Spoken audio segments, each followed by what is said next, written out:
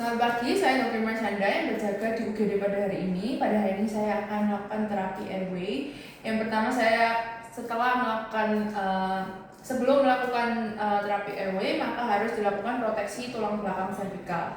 Yang pertama saya akan memposisikan diri berada di atas pasien. Kemudian saya akan jepit kepala menggunakan lengan bawah setinggi telinga. Kemudian kedua telapak memegang bahu dengan ibu jari mengarah ke atas.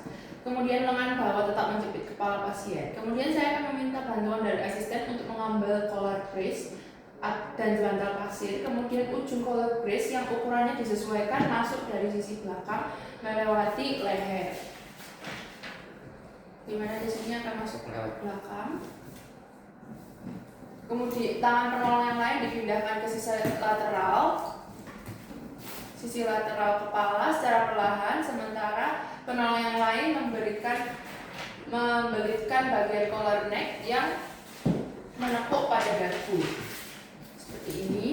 Setelah dibelitkan belakang, maka penolong yang lain akan membelitkan yang di dagu. Setelah sudah, maka rekatkan kedua sisi collar neck yang lain.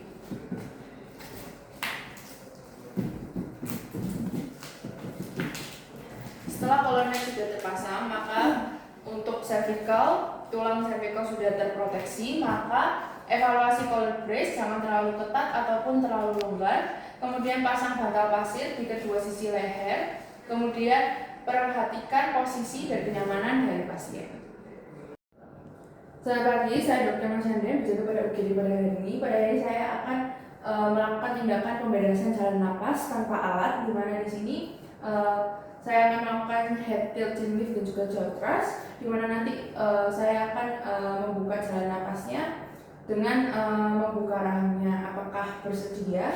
Baik. Kemudian selanjutnya saya akan meminta pertolongan pada fasilitas kesehatan terdekat dan juga saya akan mengecek kesadaran. Di mana di sini saya mengecek kesadarannya. Kemudian selanjutnya saya akan melakukan evaluasi airway terlebih dahulu. Di mana di sini saya akan melakukan loop listen and feel.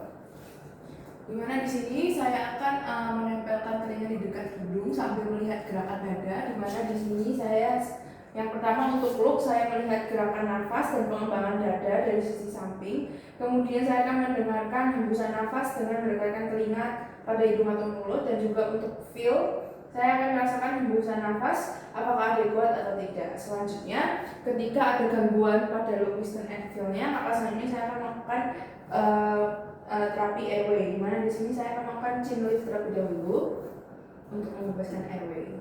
Yaitu saya meletakkan satu jari tangan di bawah mandibular dan mengangkat ke atas untuk membawa dagu ke anterior, dengan jari satu tangan yang sama menekan rahang bawah untuk membuka mulut.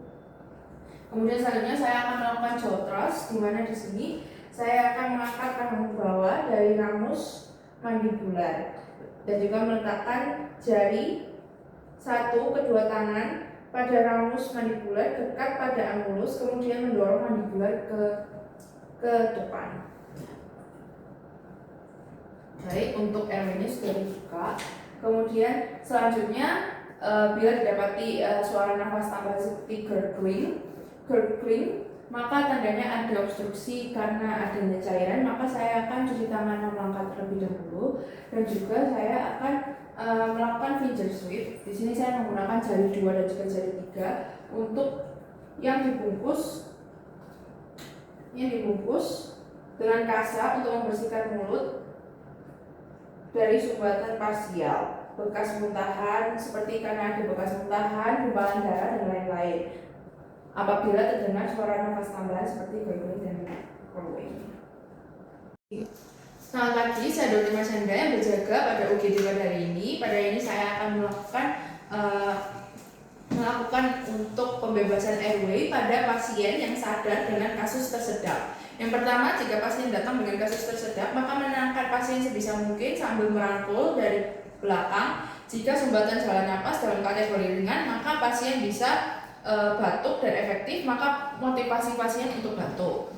Namun, jika pasien mengalami sumbatan jalan nafas yang berat, yaitu batuknya tidak efektif, maka dan dalam kondisi sadar, maka lakukan back blow manuver sampai 5 kali. Lakukan hentakan mendadak dan keras pada titik silang garis antara belikat dan garis punggung belakang dengan menggunakan telapak tangan.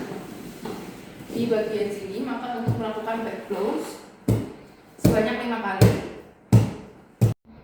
Selanjutnya akan dilakukan Heimlich maneuver, di mana di sini atau abdominal thrust dilakukan pada pasien hingga 5 kali, yaitu melakukannya dengan rangkul pasien dari belakang dengan kedua lengan dengan menggunakan kepalan kedua tangan, kemudian berikan hentakan mendadak pada ulu hati, dan pada bayi dilakukan chest thrust di ulu hati. Kemudian setelah itu dievaluasi apakah kondisi pasien, apakah sumbatannya sudah bisa keluar, kemudian apakah pasien jadi tidak sadar. Bila tidak sadar, maka harus dilakukan CPR segera. Dan untuk pasien anak dan bayi, maka dibuka jalan nafas terlebih dahulu dan juga coba berikan nafas buatan. Selamat pagi, saya Dr. Mas Hana, berjaga pada UGD pada hari ini. Pada hari ini saya akan melakukan terapi airway menggunakan alat, dimana di sini yang pertama saya akan menggunakan nasopharyngeal airway, yaitu saya akan memasukkan sebuah alat melalui hidung untuk membuka jalan nafasnya karena curiga ada obstruksi jalan nafas, sehingga harus dibebaskan jalan nafasnya. Apakah Bapak bersedia? Baik, kalau begitu sebelumnya saya akan meminta pertolongan pada fasilitas kesehatan terdekat, dan juga saya akan melakukan pengecekan jalan nafas terlebih dahulu, yaitu menggunakan look, listen, and feel. Yang pertama untuk look, saya melihat gerakan nafas dan pengembangan dada dari samping. Kemudian untuk listen, saya akan mendengarkan hembusan nafas dengan mendekatkan telinga pada hidung atau mulut. Dan feel, saya akan merasakan hembusan nafas apakah adequate atau tidak. Ketika didapati gangguan pada look, listen, and feel-nya, maka saya akan memastikan untuk menggunakan nasopharyngeal airway ataupun oropharyngeal airway. Yang pertama saya akan menggunakan nasopharyngeal airway terlebih dahulu, di mana di sini saya akan menilai nostril untuk mencari yang lebih lebar dan tidak ada obstruksi seperti akibat polip, fraktur, dan juga perdarahan. Setelah sudah menilai nostrilnya atau lubang hidungnya, kemudian saya akan memilih nasofaring sesuai dengan kelingking pasien, di mana di sini saya akan menyamakan dengan kelingking pasien untuk menyesuaikan ukurannya.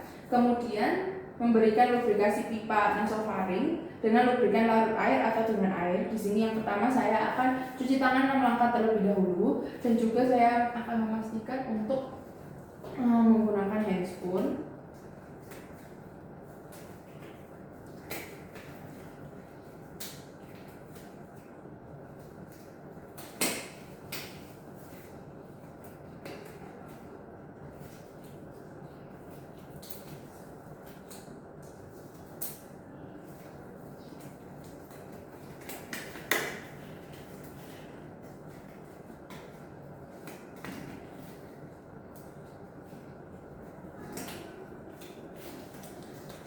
Selanjutnya, setelah sudah selesai memakai handspoon dan cuci tangan langkah, maka saya akan melarutkan di lubrikan.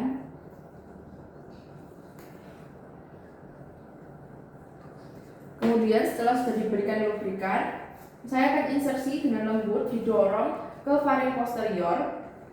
Saya akan memegang pipa nasofaring seperti pensil dan juga memasukkan ujung nasofaring dengan kemiringan lubang bevel menghadap keluar, yaitu yang bagian bevelnya menghadap ke arah luar atau lateral hidung.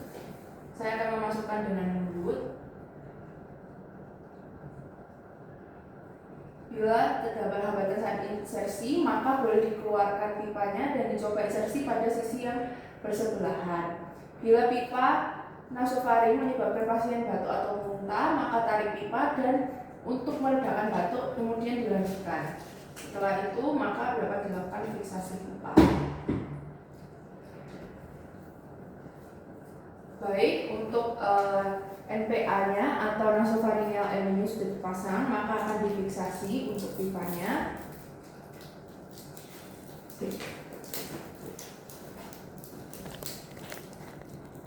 Emang nggak dimatiin? So ini udah mulai ya. Selanjutnya saya akan melakukan fiksasi pada pipa, di mana di sini saya akan menggunakan selotip khusus.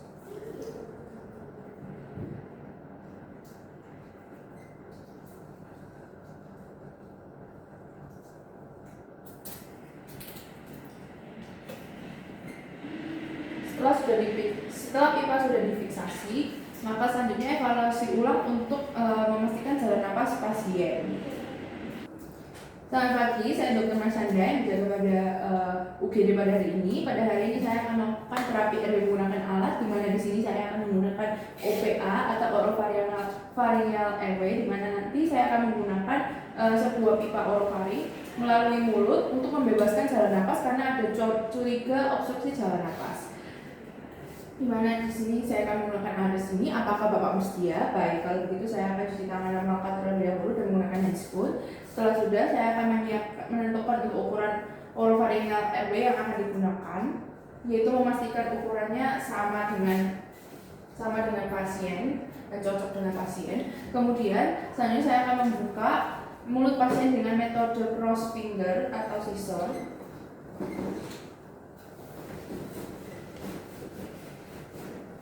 Scissor teknik dengan jari 1 dan jari 2. Kemudian saya akan memasukkan pipa orofaring dengan cekungan menghadap ke langit-langit pasien agar tidak mendorong lidah pasien jatuh ke belakang.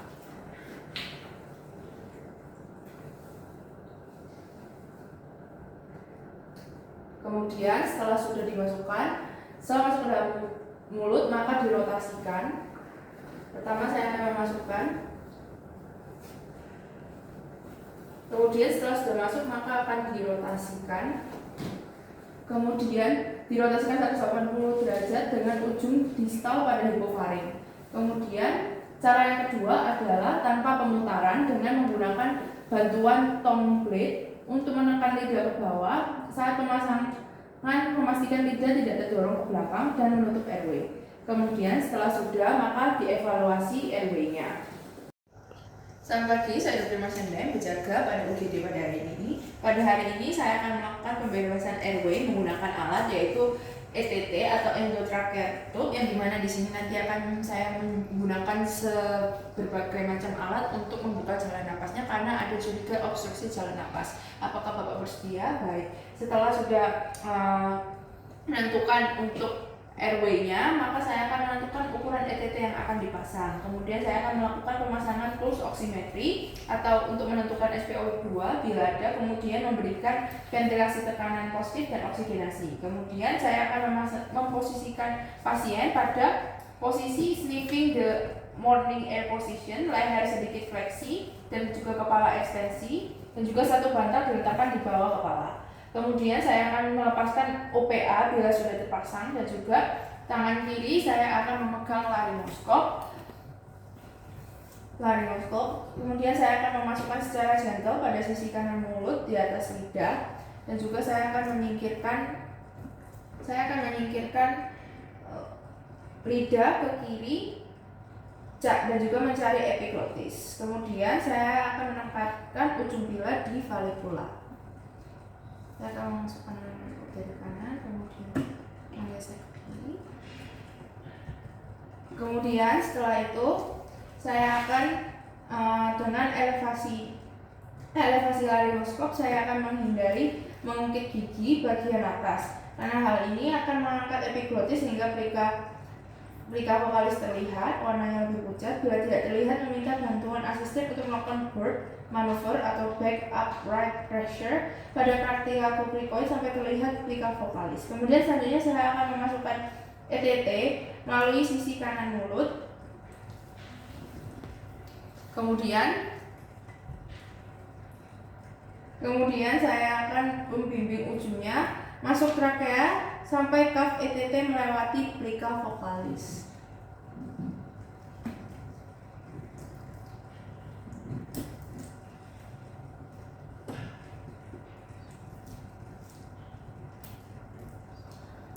Kemudian setelah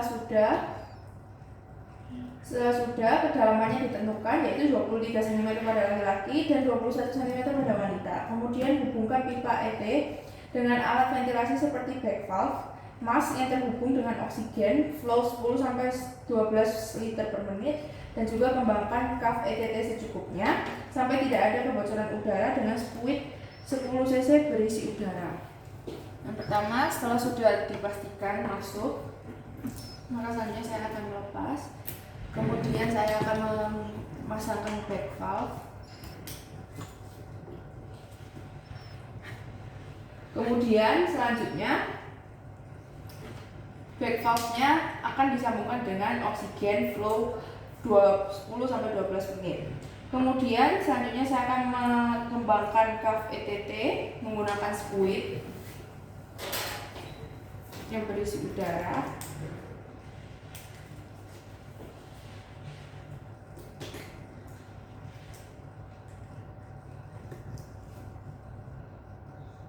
Setelah sudah dikembangkan, maka selanjutnya evaluasi pemasangan dengan mendengarkan melalui stetoskop pengembangan kedua paru. Bila hanya terdengar suara pada salah satu paru, berarti masuk ke salah satu bronkus dan maka kempeskan cuff dan juga tarik ET. Kemudian ulangi evaluasi. Jika terdengar sama pada kedua paru, berarti sudah benar. Dan juga kembangkan cuff. Bila dada tidak terlihat mengembang dan pada auskultasi terdengar gurgling di epigastrium, berarti terjadi intubasi esofagus, maka kempeskan cuff dan tarik ET, kemudian ulangi pemasangan ETT. Di sini saya akan menentukan terlebih dahulu apakah sudah terpasang.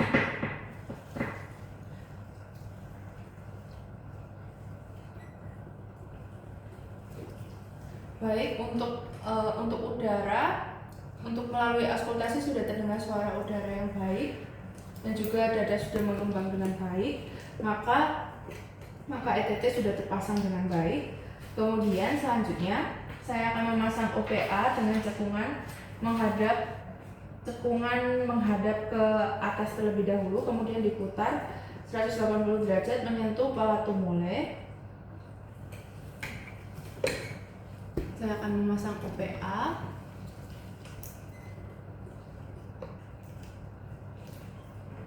Kemudian diputar 180 derajat. Kemudian selanjutnya setelah yakin ET masuk dalam trakea dan suara nafas terdengar sama pada kedua paru, maka saya akan fiksasi ETT dengan plester.